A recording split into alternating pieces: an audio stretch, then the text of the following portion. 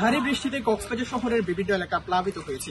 এই মুহূর্তে আমরা আছি কক্সবাজার শহরের সমিতিপাড়ায়। আপনারা নিশ্চয়ই আবার পিছনে দেখতে পাচ্ছেন এই মুহূর্তে কিন্তু বৃষ্টি থামলে পানি জমা আছে এবং এই মুহূর্তে আমরা দেখতে পাচ্ছি এখানকার যারা স্থানীয় বাসিন্দারা আছেন তারা একবারে জনদুর্ভোগে পড়েছেন। কক্সবাজারের যে গতকালের যে ভারী বর্ষণে কক্সবাজারের বিভিন্ন ওয়ার্ড প্লাবিত হয়েছে, সেক্ষেত্রে আমরা দেখেছি যে কক্সবাজারের বিভিন্ন এলাকায় পানি জমেছে এবং কক্সবাজার শহরের যে পর্যটন শহর যে কলাতুলি মোড় আছে সেখানেও কিন্তু পানিতে একেবারে থই থই করছিল। এবং এই মুহূর্তে সমিতিপাড়ার যে দৃশ্যটি আমরা দেখাচ্ছি আপনারা নিশ্চয়ই দেখলে বুঝতে পারবেন এখানকার স্থানীয় বাসিন্দারা একেবারে জনদুর্ভোগে আছেন।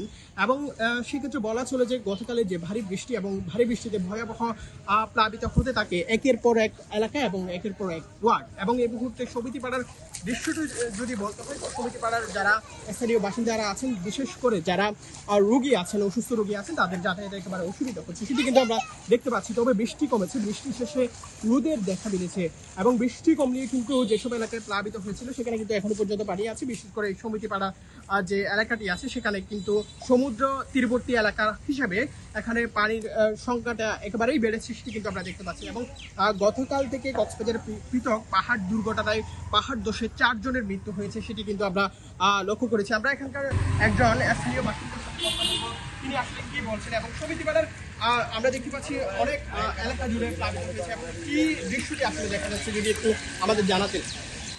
গতকাল আসলে বৃষ্টিপাত অনেক বেশি ভারী বৃষ্টি ছিল। ভারী বৃষ্টির কারণে কক্সবাজার শহরের বিভিন্ন ওয়ার্ডে আমরা পানির নিচে তলিয়ে যেতে দেখেছি। তলিয়ে যাওয়া বলতে প্লাবিত হয়েছে, হাঁটু পরিমাণ পানি হয়েছে এবং প্রত্যেক ঘরে আসলে কোনো না কোনোভাবে পানি ঢুকতে আমরা দেখেছি। যেমন বাসা বাড়িতে যেগুলো বিল্ডিং রয়েছে সেখানে দেখছি দেওয়াল চোপসে পানি ঢুকছে, আবার যেগুলো নিম্ন অঞ্চলে বাসা রয়েছে সেখানেও পানি ঢুকেছে। এবং এই সমিতিপাড়ার এই রাস্তাতে আমরা দেখেছি কোমর অব্দি পানি ছিল, তবে বর্তমান সময়ে পানি কিছুটা কমে এসেছে। যেহেতু বৃষ্টি কমছে, বলতে গেলে মানুষের ভোগান্তির শেষ ছিল না। এক কথায় বলতে গেলে চোখের জল আর বৃষ্টির জলে একাকার হয়ে গেছিল কক্সবাজার শহর। দর্শক নিশ্চয়ই শুনছিলেন, তিনি বলছিলেন যে চোখের জল আর বৃষ্টির জলে একাকার হয়ে গেছিল কক্সবাজার।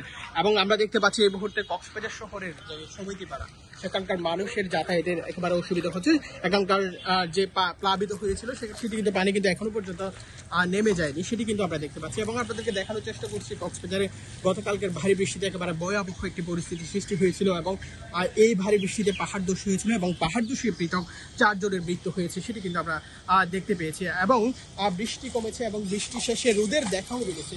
তবে বৃষ্টি কমলেও যেসব এলাকাগুলোতে প্লাবিত হয়েছে সেখানে কিন্তু এখনো পর্যন্ত পানি জমা আছে। সেক্ষেত্রে যারা স্থানীয় বাসিন্দারা আছেন তারা একেবারে দুর্ভোগের মধ্যে পড়েছেন। সেই দৃশ্যগুলো এখন দেখানোর চেষ্টা করেছি।